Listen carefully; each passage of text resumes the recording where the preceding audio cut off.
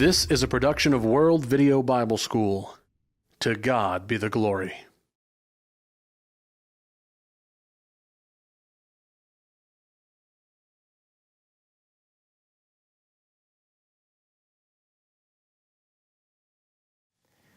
It was a varsity high school rivalry basketball game, and about 6 seconds were left on the clock, with the game tied at 81. The red team inbounded the ball under the blue basket. A guard for red got the ball and drove the lane hard to the basket. He shot the ball with an off-balance layup as the seconds ticked off the clock. The ball went high up on the backboard while the player for red went down hard to the floor and slid several feet. The whole gym was silent for just a moment as everyone held their breath. Then suddenly, the red team fans jumped to their feet with the loudest cheers of the night as the ball went into the basket. The guard for the red team who had made the shot jumped up off the floor and began to celebrate the game-winning shot. But he quickly stopped, cold in his tracks. The referee was blowing the whistle. He called a travel on the red player and said the basket didn't count. After the game, the player for red said he counted his steps and knew he had not traveled. Later, slow-motion video reviews from two different angles clearly showed that the red player had not traveled and the basket should have counted. The referee sent the game into overtime with his overzealous whistle. With the game still tied at 81, 4 minutes was placed on the clock to begin the overtime period. What happened in overtime took everyone by surprise. All night long, the game was close, with the momentum slightly in favor of the blue team nearly throughout the game.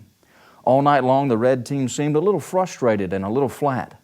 But in overtime, the red team absolutely dominated the blue team and won the game by a score of 99-83. There was little cheering from the blue side of the gym during the overtime period, but the red side was filled with yelling, screaming, and cheering. Games like the one just described bring roller coaster emotions to parents and players alike. Sports fans and athletes revel in such moments. It is at such times one begins to see how sports can become emotionally addictive. Some people's lives are completely taken over by sports.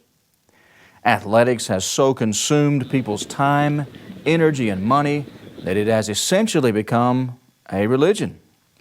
If we have a national religion, it must surely be found in our obsession with athletic competition. Sports is a religion in our country that often brings out some of the best qualities in people, but many times showcases some of the worst. Attendance statistics for professional sporting events clearly indicate the position of reverence sports holds within our society. NFL games average over 67,000 tickets sold per game and over 17 million per year. Major League Baseball averages over 30,000 tickets sold for each game and more than 74 million in a season. Major League Soccer is growing at a fast rate and at 18,000 tickets sold per game and over 6 million sold per year. The NHL sells 17,000 tickets per game and more than 21 million annually. The numbers for the NBA are 17,000 a game and 21 million for a year. These numbers come from an article written by Court Gaines for BusinessInsider.com.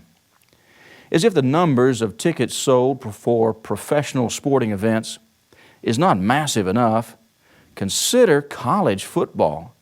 College football averages 45,596 tickets sold per game. But what may be the most amazing number is the one for the record. Tom Fornelli, writing for CBSSports.com, reported the record attendance for a college football game occurred in 2013, when 115,109 people assembled to watch the Fighting Irish play the Michigan Wolverines. Professional and college players begin their obsession in youth sports. The book, Just Let the Kids Play, How to Stop Other Adults from Ruining Your Child's Fun and Success in Youth Sports, reports this: organized youth sports involve an estimated 30 to 35 million children each year, and along with them, their parents. Isn't that a staggering number? 30 to 35 million children in this country are involved in organized youth sports. Football alone includes about 50,000 college students and about 4 million boys in schools or youth leagues, according to John Miller in an article he wrote for Imprimis. Athletics is so tightly and completely woven within our culture, I cannot anticipate anyone ever removing sports from the American way of life. If we were to add in all the numbers for professional, college level, high school, and middle school sports, the numbers would be absolutely staggering. Clearly, sports have reached a high level of importance in our national culture. We Christians who enjoy sports in various capacities must make sure we never lose perspective on what is really important. What is really important is that we keep our hearts and minds focused on heaven. The Apostle Peter wrote, "Blessed be the God and Father of our Lord Jesus Christ, who according to His abundant mercy has begotten us again to a living hope through the resurrection of Jesus Christ from the dead, to an inheritance incorruptible and undefiled, and that does not fade away, reserved in heaven for you." 1 Peter chapter 1, verses 3 and 4. Though sports have become a national religion for our country, it must never be a religion of any kind for Christians. The world may make athletic competition the god of their lives, but faithful Christians never will. God and His kingdom must always be first in our lives. Matthew chapter 6 and verse 33. If we were on the Super Bowl winning team, but then lose our souls, what is that win actually worth? If one of our children end up on the World Series championship winning team someday, but lose their souls, what good is that win? Will we or our children be able to tell the Lord on the day of judgment that we should be excused for not being devoted to Him because we won a great national or international sporting event? The purpose of this video is not to suggest that Christians cannot be involved in sports. Rather, the purpose is to encourage Christians to be faithful to the Lord if they are involved in athletic competition. Sports are not inherently evil. In fact, many good and valuable lessons can be taught to our youth through sports, but only if the parents and coaches have the right perspective. It is commonly said that sports builds character, but that's only true if the parents and coaches are making a specific effort to strengthen the character of the athletes. In the book entitled, "Whose Game Is It Anyway?" we read this statement: "Character development requires unselfishness, restraint, thoughtful reflection, and a stilling of the passions. Parenting or coaching to form good character means at times that winning takes a back seat." In other words, sports don't build character, people do.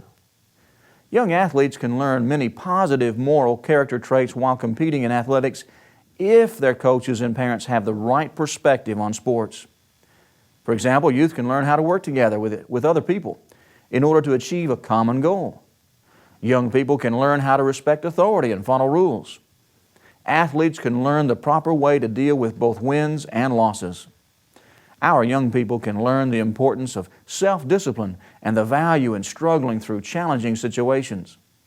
All of these valuable lessons and more are taught through sports, but only when those involved in youth sports make that event about the kids and not the adults. Bob Bigelow has coached youth sports and has watched his own children in athletic competitions. He is also a former NBA player. In his book, "Just Let the Kids Play," Bigelow writes this: "I love what youth sports can do for children. I love competition. I love to win. Sports offers children opportunities to achieve, to develop confidence and self-esteem, to plug into physical fitness, to learn how to be a part of a team, to challenge themselves and to make friends, and, oh yes, to have fun. Having fun is where our discussion about youth sports should begin." Obviously, an important benefit of sports is the encouragement of physical activity among a young population that is becoming increasingly sedentary. Way back in 1895, Theodore Roosevelt wrote, "The man on the farm and in the workshop here, as in other countries, is apt to get enough physical work. But we were tending steadily in America to produce sedentary classes, and from this the athletic spirit has saved us."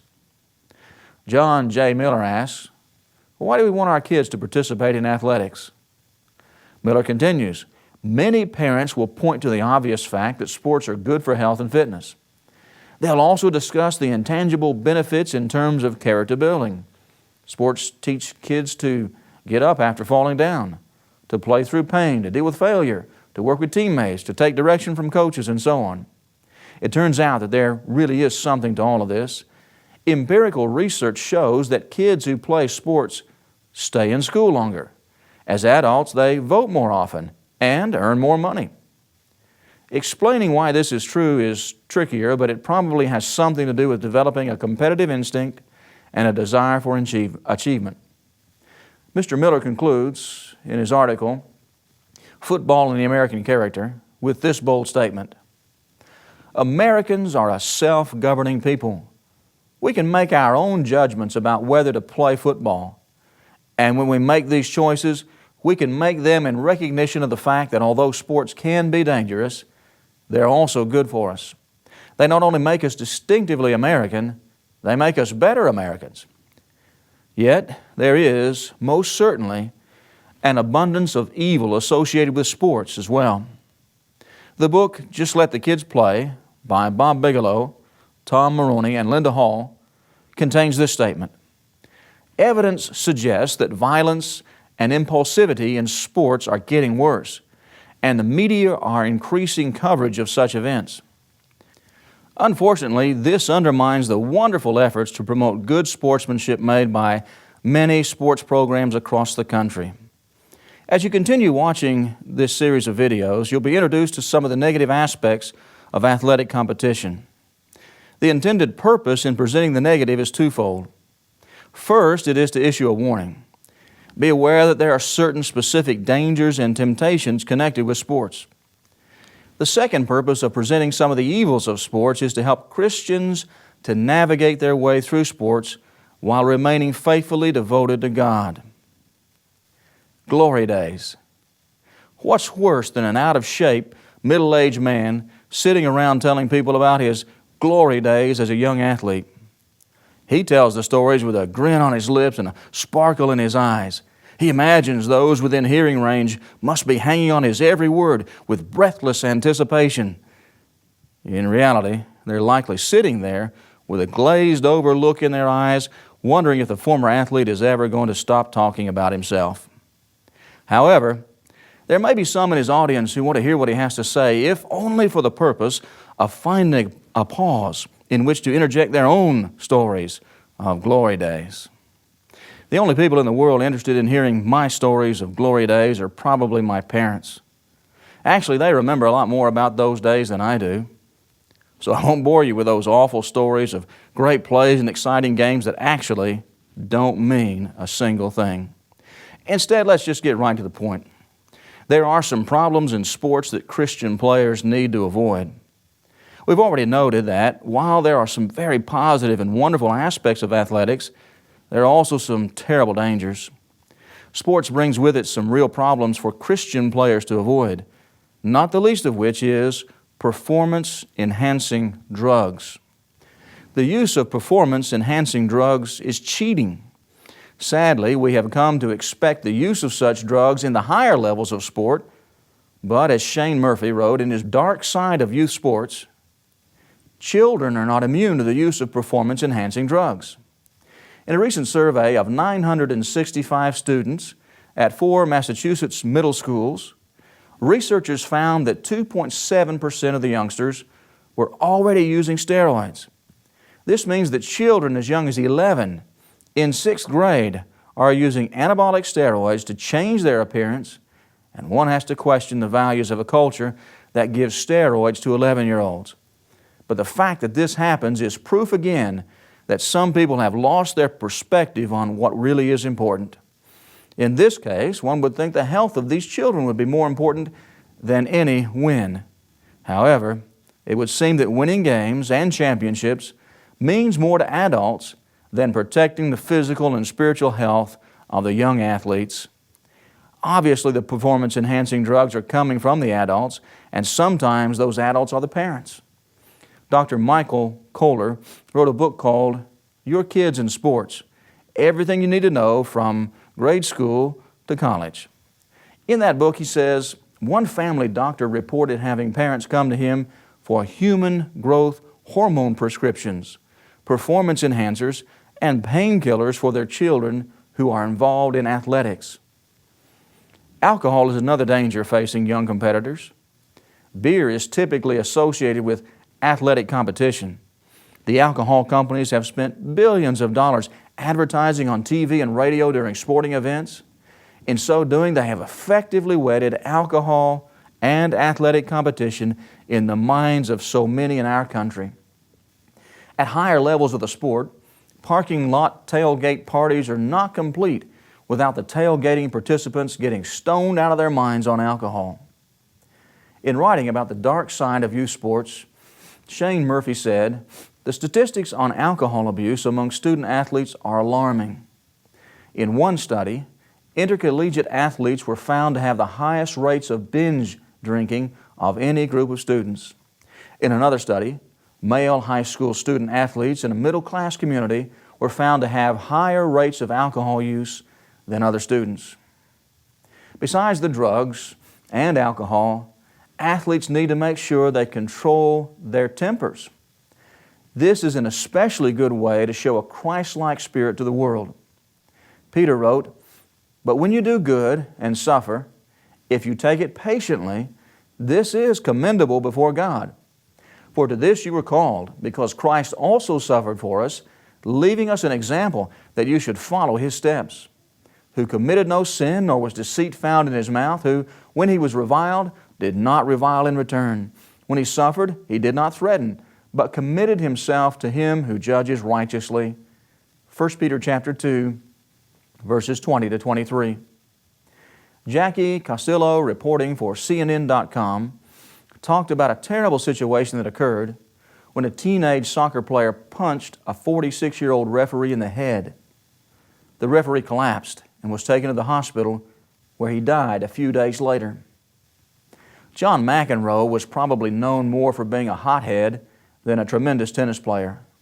In his book, You Cannot Be Serious, McEnroe admits he hated being a brat on the tennis court and wondered how many more tournaments he would have won if someone would have taught him self-control. In his book, Why Johnny Hates Sports, Fred Ing wrote, "America has plenty of good sports to play, but we don't have nearly enough good sports to play them. Over the last decade, there has been a serious deterioration in the conduct of athletes, both on and off the field." Ing also said, "Once an athlete would win without gloating, lose without complaining, and treat opponents and officials with respect. Now, however, it's pretty much everyone for himself or herself. Sports have become a stage for individuals who constantly fight for a piece of the spotlight and the cash windfalls that accompany the glare of success. The emphasis has shifted to style over substance. For the modern athlete, image is everything, as Andre Agassi informed us a few years ago in the advertisement. Good sportsmanship and character should be a fundamental part of training in every athletic program in this country. Many times it isn't. Harry Sheehy and Danny Perry help us to define good sportsmanship in their book, Raising a Team Player. They wrote, "Good competitors play hard throughout the game. They show respect for all participants, and after the game they shake hands with the opposition. There should be no taunting, bad-mouthing, or cursing. No complaining to or about referees. No orchestrated mugging for the camera or crowd. It's a sad state of affairs when we're surprised to see good sportsmanship out on the field. What does that say about the character of our athletes?"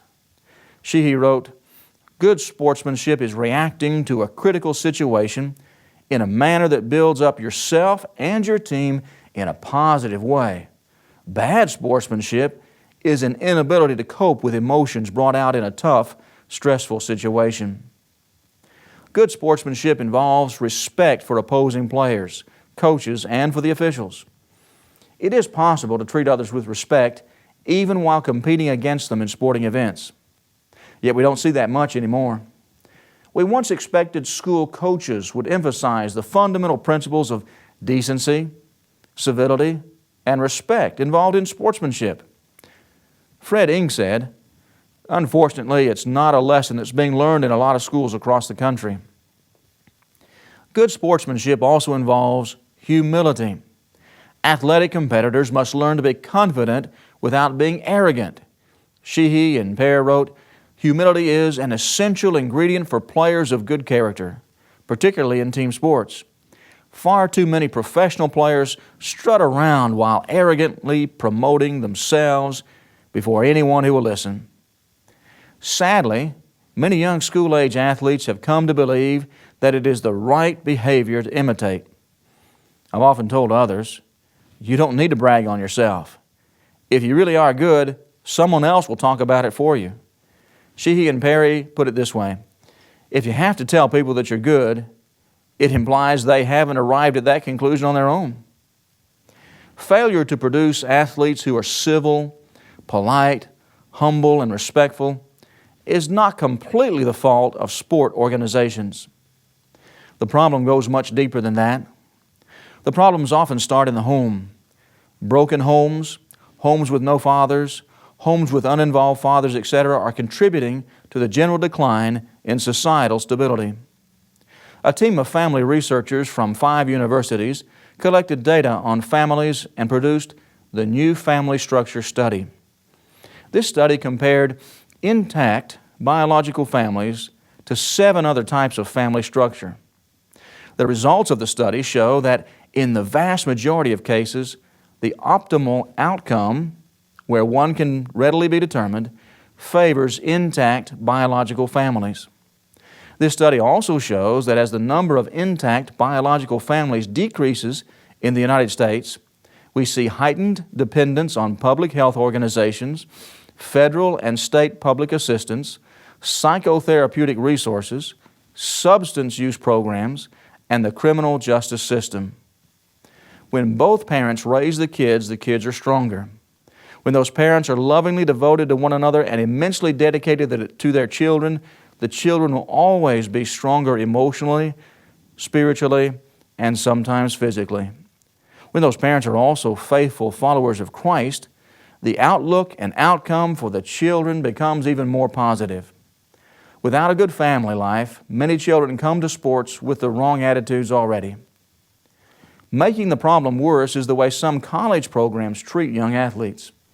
Fred Ing writes, "Our college programs are producing a generation of lawless athletes who have come to believe they can get away with anything because they often do. Players arrested during the week are still able to showcase their skills in front of thousands on Saturday afternoon because coaches have to have their best players in order to win games and secure revenue for themselves and their universities. Sports should never, ever trump justice or moral truth." Unfortunately, this age of moral relativism has encouraged an end justifies the means approach to winning games. Let's consider a few biblical principles and commands for Christian athletes to keep in mind. When athletes don't have coaches competent enough to teach proper sportsmanship, they may never learn how to treat other people as they should. But if they're coming from Christian homes, the parents can still use sports as a way to help the young athletes develop the right kind of character. What follows is a brief discussion of a few biblical principles that any Christian can work on and develop while involved in athletics. First of all, learn the benefit of hard work. We've probably all known or have heard of athletes who, though blessed with tremendous talent, are never more than mediocre because they are lazy. On the other hand, we may also know of less talented athletes who compete far above what is expected of them because they have the right attitude. Athletes that won't work hard will not be as successful as those who do. Without losing a spiritual perspective, Christian players should be dedicated to working hard for the coach and for the team.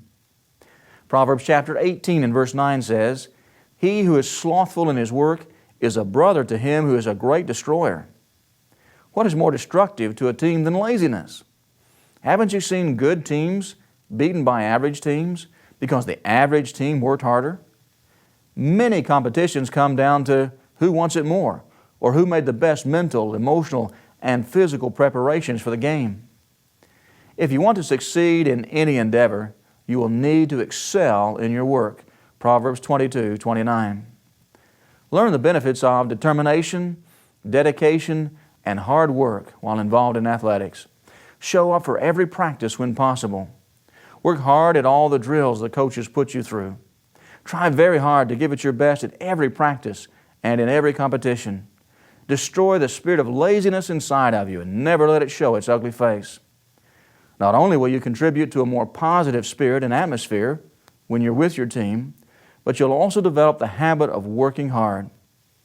Once your sports days are all over, you're still going to have to be devoted, dedicated, and hardworking in order to get through this life, while with the help of God, providing for yourself and your family.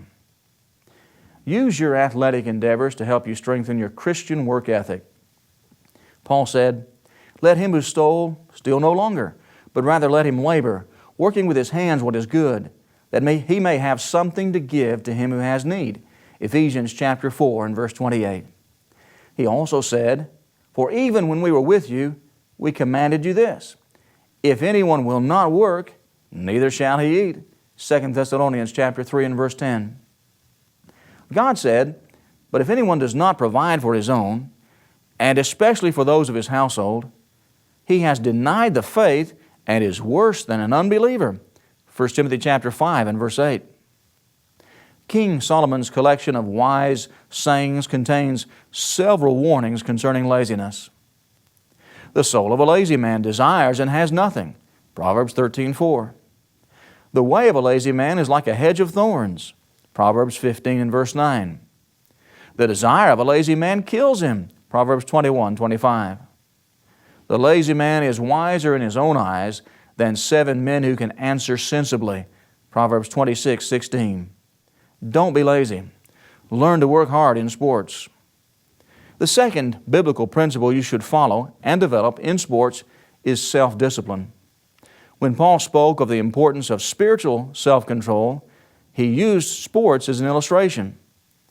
Do you not know that those who run in a race all run, but one receives the prize?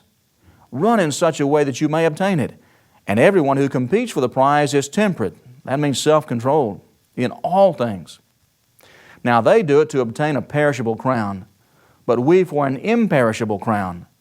Therefore I run thus, not with uncertainty. Thus I fight, not as one who beats the air, but I discipline my body and bring it into subjection, lest when I have preached to others, I myself should become disqualified. 1 Corinthians chapter 9, verses 24 through 27. It takes discipline to faithfully live the Christian life, just as it takes discipline to be successful in athletics. Develop your self-control with your sports, and will help you to develop your self-control when you're tempted to do wrong. Every Christian athlete should desire the fruit of the Spirit. Galatians chapter 5, verses 22 to 23. The fruit is love, joy, peace, long-suffering, kindness, goodness, faithfulness, gentleness, and self-control. All of these are good qualities. But notice Paul ends with self-control. Christians should be known for their self-control. Christian athletes should be identified by their disciplined conduct and character, both on and off the field. Use the discipline required for conditioning and practice to help you develop discipline in every aspect of your life. Along with self-discipline, humility is an important must-have Christian quality for athletes. If you're beginning to see success in your athletic endeavors, stay humble. Perhaps you have natural talent that you've sharpened by hard work and discipline. Don't forget where the natural talent originated. It originated with God. Anything good in your life comes from God, so be grateful. Be thankful to your parents, your coaches, or anyone else that has helped you along the way. Above all, give thanks and glory to God. Those who fail to recognize God and be thankful to Him always end up behaving foolishly. Of such individuals, the Bible says, although they knew God, they did not glorify Him as God, nor were thankful, but became futile in their thoughts, and their foolish hearts were darkened. Professing to be wise, they became fools. Romans chapter 1, verses 21 and 22. Refuse to thank God, take all the glory for yourself, and you will end up a fool. Those who are not grateful to God for whatever talents He may have given them usually become arrogant, and when arrogant, they often seem to think that only other athletes of equal stature are worthy of their time and attention. But before you give yourself wholly over to the big shot athlete club, consider Romans 12:16. Paul wrote, "Be of the same mind toward one another. Do not set your mind on high things, but associate with the humble. Do not be wise in your own opinion." James said, "God resists the proud, but gives grace to the humble." James 4 and verse 6. The book of Proverbs says, "When pride comes, then comes shame, but with the humble is wisdom." Proverbs 11 and verse 2. Better to be of a humble spirit with the lowly than to divide the spoil with the proud. Proverbs chapter 16 and verse 19. A man's pride will bring him low, but the humble in spirit will retain honor. Proverbs chapter 29 and verse 23. Consider Moses for a moment. Moses must have looked a lot like a strong, well-conditioned star athlete. He was strong enough to single-handedly oppose the shepherds at the well who had driven off the daughters of Midian. Exodus chapter 2. At the age of 80, he was still strong enough to oppose the most powerful king in the world and lead the Jews toward the promised land. Acts chapter 7, verses 23 to 30. And even when Moses died at 120 years, his eyes were not dim, nor his natural vigor diminished. Deuteronomy chapter 34 and verse 7. If anyone would have had cause for arrogance related to physical strength and ability, it would have been Moses. Yet the Bible says, "Now the man Moses was very humble, more than all the men who were on the face of the earth." Numbers chapter 12 and verse 4. Don't let great stature, tremendous coordination, natural strength, or unusual quickness cause you to become arrogant. Remember the God who blessed you with those talents, and remember the humility of Moses. Christian principle number 4. If you're a Christian athlete, you'll want to treat your opponents appropriately. This involves another important command we must all obey.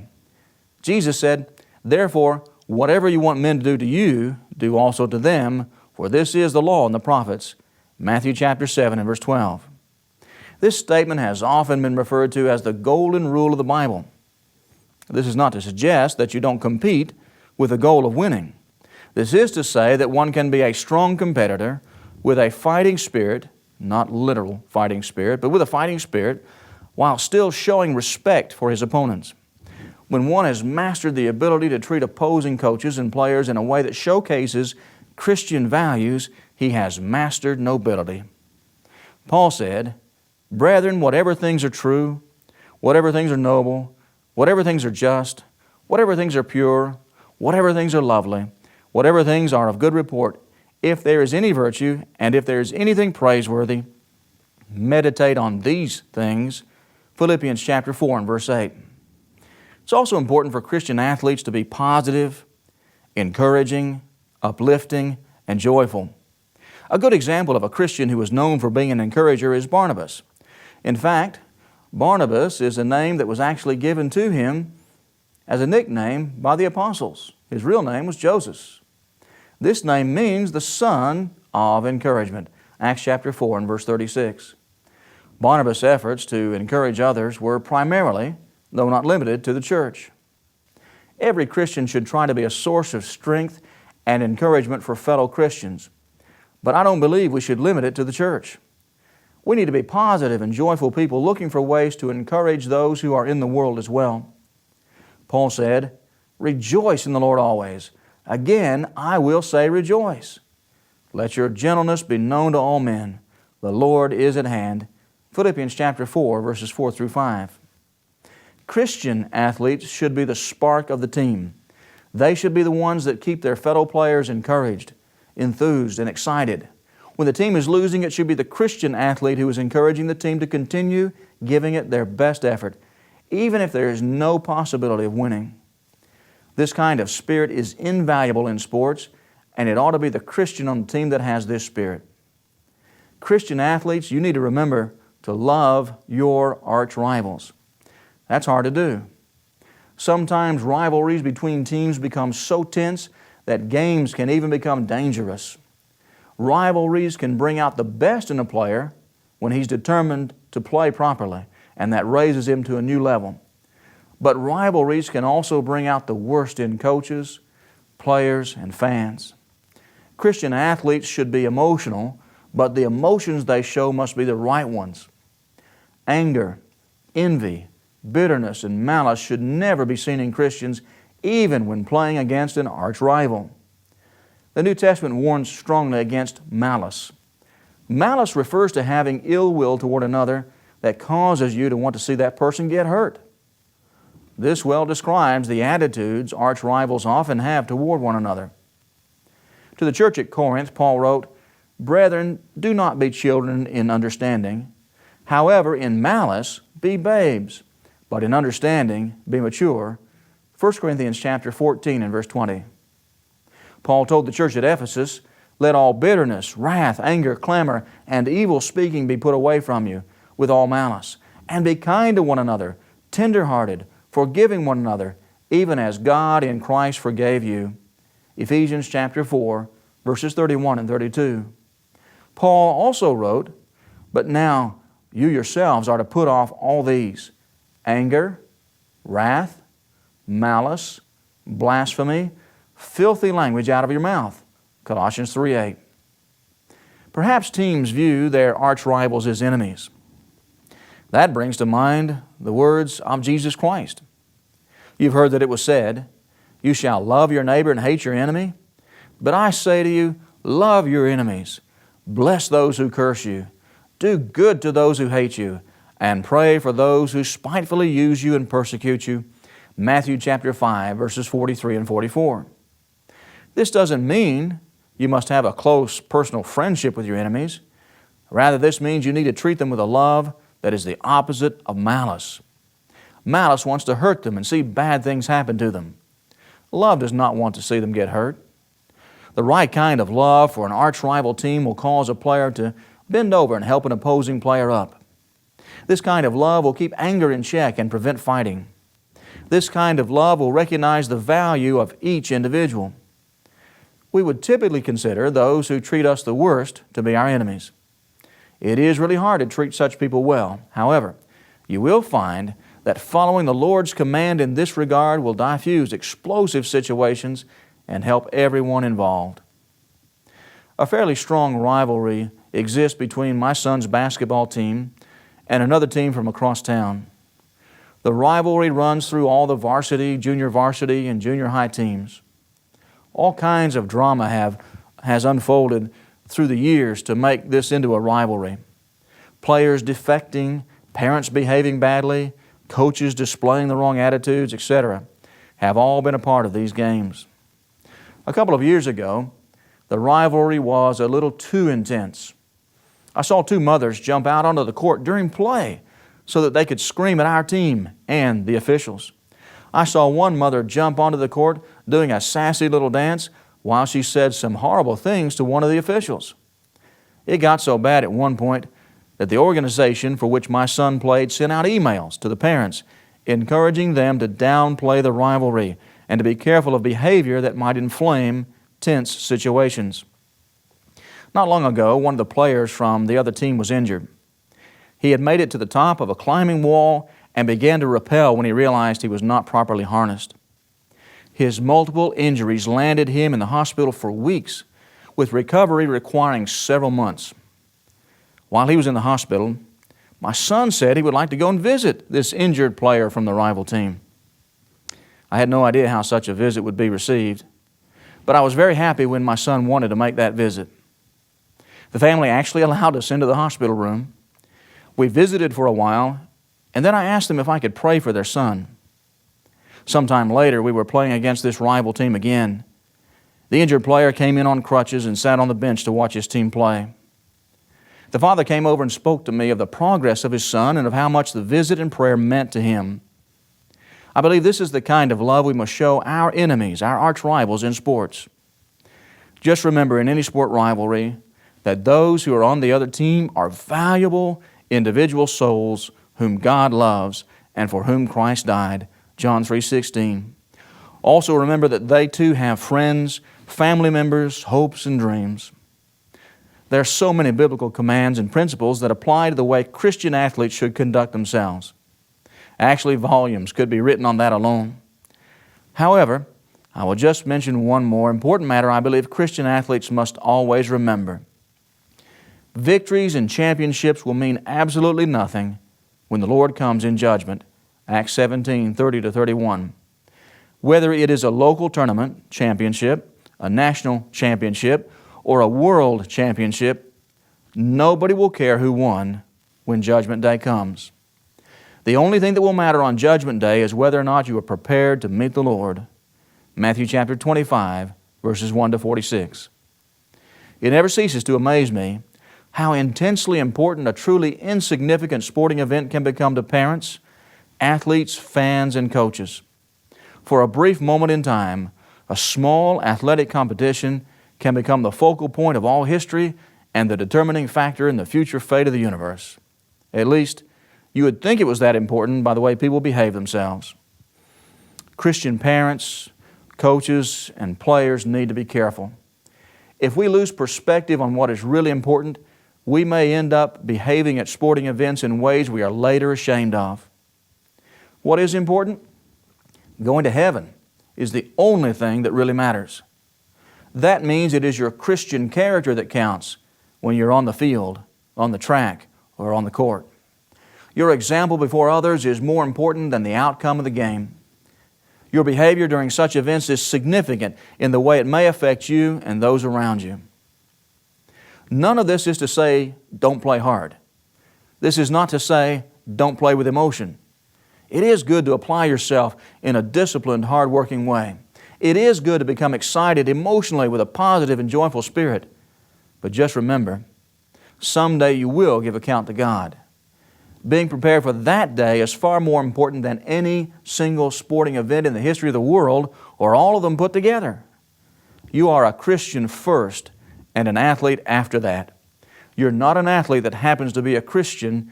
You're a Christian that happens to be an athlete. Now, just a brief word about modesty. This section will surely make some sporty folk angry. The Bible teaches we must dress in such a way that is becoming of one who is godly. 1 Peter chapter 2, verses 9 and 10. Most athletes don't. Michelle Haynes played volleyball in the SEC conference. Haynes said, "In regards to my sport, volleyball, modesty needs to be evaluated. There is no advantage to wearing spandex in volleyball. If there was, the boys would do it. With our girls being so young, we are trying to guide them into sports that don't face this modesty issue. If our girls choose to play volleyball, there's no reason they can't wear regular shorts, even if no one else is." As parents, we need to intervene in these areas where necessary. Don't compromise God just to temporarily fit in. Well, what Mrs. Haynes said is exactly right. If clothing is immodest outside of the sporting event, the same articles of clothing are immodest during the sporting event. Christians must not wear clothing that reveals too much of the body when they are engaged in sports. The body can be exposed in a sinful way when the clothing does not cover up enough skin, or when the clothing is too tight. My oldest daughter competed in figure skating as a teenager. When other skaters were wearing skimpy outfits, she was fully covered. With black, loose-flowing pants and modest shirts, she was still able to win some first-place medals in local and state competitions. Ben Vick Jr. wrote concerning this matter as well. He said, "Another problem in some sports is the immodesty issue. There are some sports in which Christians should not participate due to this problem." And he lists them. He says they are swimming, gymnastics, wrestling, and cheerleading. In reference to cheerleading, which is looked upon as a sport by some, not only are the uniforms immodest, but their bodily movements are vulgar. No Christian parent should desire that their daughter be a cheerleader. A few years ago, I took my family to watch a high school football game. I fully expected the cheerleaders to be dressed immorally and to engage in lewd behavior. This is typical behavior condoned by parents and school administrators that ought to know better. However, I was completely shocked when the cheerleaders finished their sexual routine and the school dancers came out onto the field. They were dressed in skin-tight clothing that left very little to the imagination. Their moves were obviously choreographed to imitate sexual behavior and to entice lust. Well, obviously I looked long enough to see what they were doing, but I soon looked away. And every time the cheerleaders and the dancers performed, I found something else to look at. I made up my mind I would not even be seen looking in the direction of the dancers or the cheerleaders. I didn't even want the shame and embarrassment that would come if someone thought I might be watching. Parents who allow their daughters to engage in such obviously sinful behavior should be completely ashamed. It is sin. Public schools seem to be so concerned about STDs and unwed pregnancies. They teach their immoral, liberal, and godless classes on such matters as if they're trying to slow down the spread of these societal problems. Then with obvious hypocrisy, they parade the cheerleaders and dancers in front of the crowd, fanning the flames of teenage lust. But it isn't just the teenagers gawking with dark eyes, dark minds, and dark hearts. It's middle-aged men who ought to know better that are looking at these teenage girls as they visually prostitute themselves in front of the crowd. By no stretch of the imagination can this behavior be excused. To be fair, I do know of a Christian school that has modest cheerleaders. They dress modestly and do not perform vulgar moves.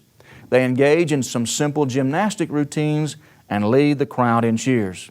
There's nothing wrong with that at all. Cheerleading is not wrong because it is cheerleading. It is wrong because it has become a disgraceful display of socially acceptable, lewd sexual behavior. Christian athletes, please remember that God must always come first in your lives. Athletic careers are short and painful. Heaven is glorious and eternal. Thank you so much for watching.